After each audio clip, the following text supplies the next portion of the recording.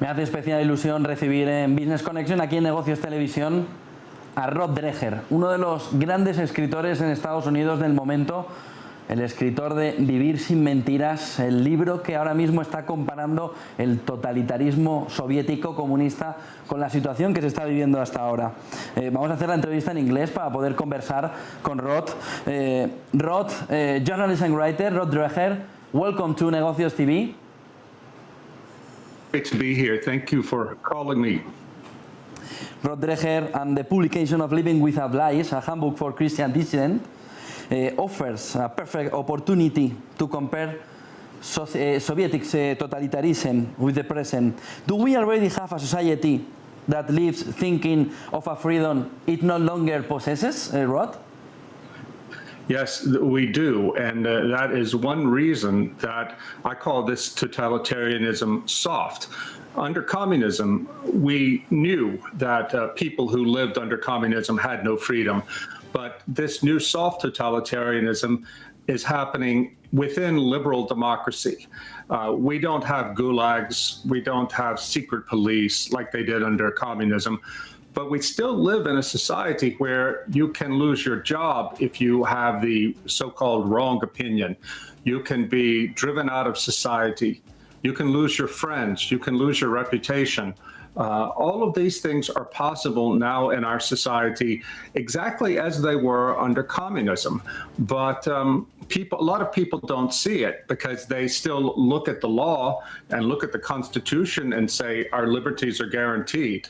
But in truth, in real life, everyone's liberties are getting less and less and less every day. It's a possibility, or we already live under a soft or capitalist totalitarianism.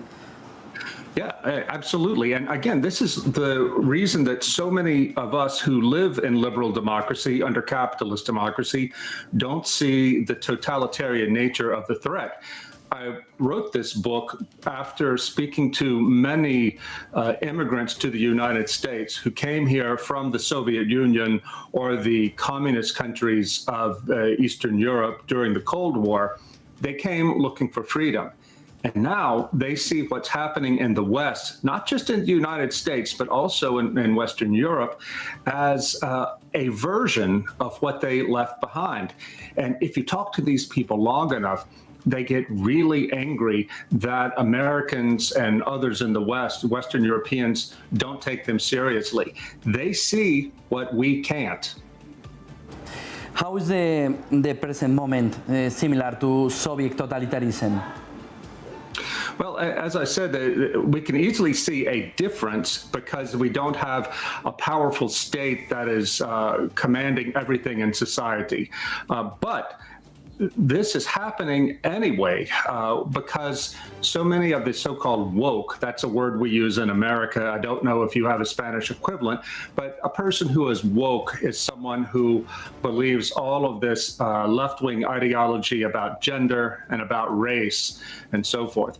The woke are now controlling all of the institutions in our liberal democracy.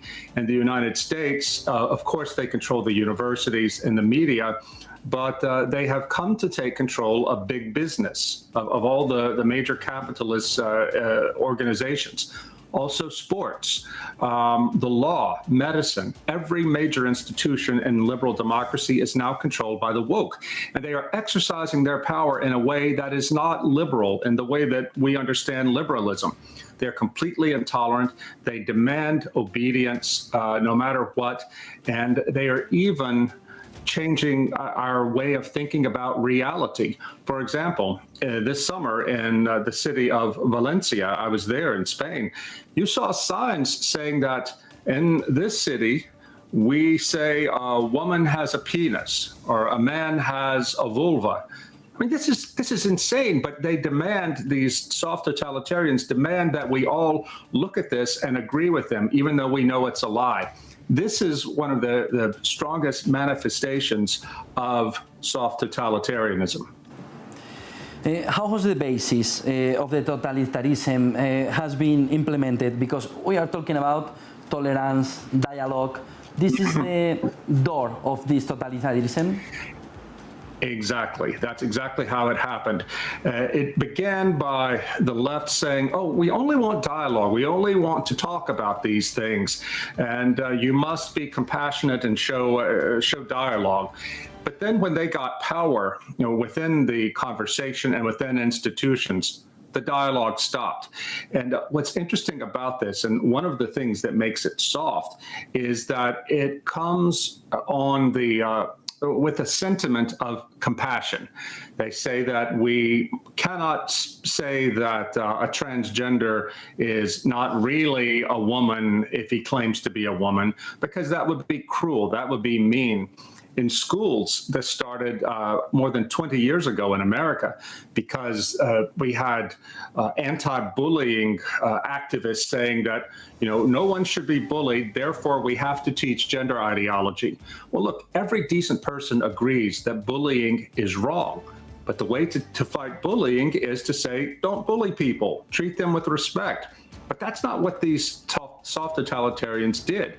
They used the natural compassion that people have, especially Christian people, and used it as a wedge to open the door to a radically anti-Christian ideology. And this is even today why so many conservatives and Christians have trouble speaking up against it, because they don't want to seem uncompassionate.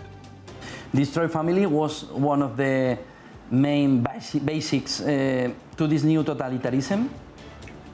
Yes, that's true. We see this mostly in gender ideology. What they're looking to do, these soft totalitarians, is to liberate the choosing individual, the desiring individual. That's what they claim anyway. And the way they have to do this is by destroying the family, especially destroying the father, because as they say, the patriarchy is an evil institution. But this is exactly how things worked under Soviet communism. The state saw anything that came between the individual and the state as being an obstacle to the revolution and the full liberation of the individual.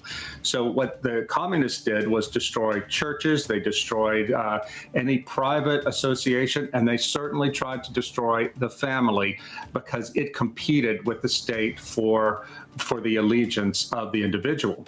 The problem with this is, as we well know from the hard totalitarianism, is that if there is nothing between you and those who have power to enforce this ideology, you are completely defenseless. So in a way, the soft totalitarians are quite correct to see the family, a strong traditional family, as being their enemy. That's why they're trying to destroy it, and people have to be aware of this. Could you explain, if we are reading your book, Life Without Lies, we could see how another pillar, another basics of this new totalitarianism is the school. And you are talking in one part of the book, the strategy of the compassion in schools. What do you mean about that? Well, I mentioned a little earlier about the LGBT activists came into American schools first talking about we must stop bullying, which everybody agreed with. But now it has gotten much more advanced. I noticed when I was in Spain a couple of years ago, there was some program, I think in the state of Nevada, called Scola, something like that, which was demanding that every child, even little children, be instructed in the school in gender ideology. I heard also that the government of Spain is forcing even the Catholic schools to teach gender ideology. They know, these soft totalitarians know, that the school is the way to get into the brains of small children and to turn them against their church, against their family, against their traditions. In the United States, it's incredible what's happening. We even have in schools, in public schools all over America, schools have plans to deceive parents if their child says they are transgender. And so they have this written down as a school policy. If a child, no matter how small, how young, if a child says they are transgender, the school will not tell the parents. They will work to deceive the parents as a matter of policy, because they see the parents as the enemy of the child. So people they need to wake up and understand that the school is not necessarily on your side. It's also happening here in America on critical race theory, as we call it, on this far left race ideology. They are teaching these little children, if you're white, if you're of European descent, that there's something wrong with you, that you're guilty of great evil, of racism, even if you're just a child. In this way, they are colonizing the minds of the children and trying to create new disciples of soft totalitarianism who will turn against their parents. With this photography of schools, and if we link with the Benedictine option, a lot of parents are asking now a very important question.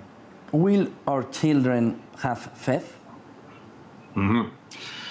Well, that is the most important question we can ask as Christians. Will our children have faith? And the answer is we don't know for sure. We can't control our children, but what we can control is the circumstances that give them the best chance to have faith, to hold a faith. And if we want them to have faith, we have to first realize with a very clear vision how anti-Christian our society is, how everything in our society now is pushing against the Christian faith. We have to not become hysterical about this, but be very sober-minded and very determined. We have to know, and I talked about this in the Benedict option, we have to know that the only way that our children and our children's children will come through this coming persecution with their faith is if we start now by living in a very disciplined, deep spiritual way. That's the only chance. And even that doesn't guarantee anything, but if we just sit back and hope that everything is going to turn out okay, or if we only trust the bishops or trust the pastors to fix things, trust the politicians, we're making a foolish bet. We have to start right now building these structures these practices so our children can keep the faith. You know, I dedicated this new book, Live Not by Lies, to a priest named Father Tomislav Kolakovic. Father Kolakovic was a Croatian Jesuit who was doing anti-Nazi work in Croatia in 1943. He got word that the Nazis were coming to arrest him, so he escaped to Slovakia, his mother's homeland, and began teaching in the Catholic University in Bratislava, the capital. He told his students that the good news is the Germans are going to lose the war, but the bad news is the Soviets were going to be ruling their country when it was over, and that the first thing the Soviets would do was to attack the church, to persecute the church. So Father Kolakovic began to organize then, when he was still free to do so. He organized small groups of Catholics who came together for prayer, but also to study their society and figure out how they could best prepare for persecution. Within 2 years, these groups of Father Kolakovic spread all over the country, and they formed a network. The bishops of Slovakia chastised Father Kolakovic. They said, "Father, you have to stop. You're scaring people. This is never going to happen here." But Father Kolakovic knew the communist mindset, and he kept working. Sure enough, as soon as the communists took over in 1948, the first thing they did was persecute the church, attack the church. The reason the underground church survived in that country is because Father Kolakovic and the lay Catholics and some priest who helped him put together the structure of the underground church. What I say now is all of us Christians in the West, in the United States, in Spain, all over the West, must now recognize that we live in a Kolakovic moment. Now is the time to put these networks together and put these small groups together for the sake of our children holding on to the Christian faith tomorrow and the day after tomorrow and for as long as the persecution lasts. Does private property make us free, or do you think maybe slaves? Well, I think our freedom is mostly guaranteed by private property because it says that there are some areas in life that the state cannot cross, some barriers it cannot cross. If there is no private property, then we are all slaves of the state. But I have to say also that we are now seeing with this soft totalitarianism arising in liberal capitalist democracy that private property alone does not guarantee our freedoms. We are seeing major corporations who are deciding on their own, using the freedom that they have, they're using it to try to stifle democracy. Here in the United States, when a state legislature it passes a law like an anti-abortion law or religious freedom law, and if major corporations don't like it, they punish those states. And these corporations are not accountable to anybody. Nobody elects them. State legislatures are elected, and they're accountable to the voters. So while we must recognize that our freedom is grounded in large part in the concept of private property, that there are some people who have a lot of private property, which is to say a lot of power in the marketplace, who are using that power to crush the freedom of people like you and me who don't have their power. Does technology has to do with the loss of freedom? Oh, absolutely, yes. One thing we're seeing, the most important thing we're seeing is so-called surveillance capitalism.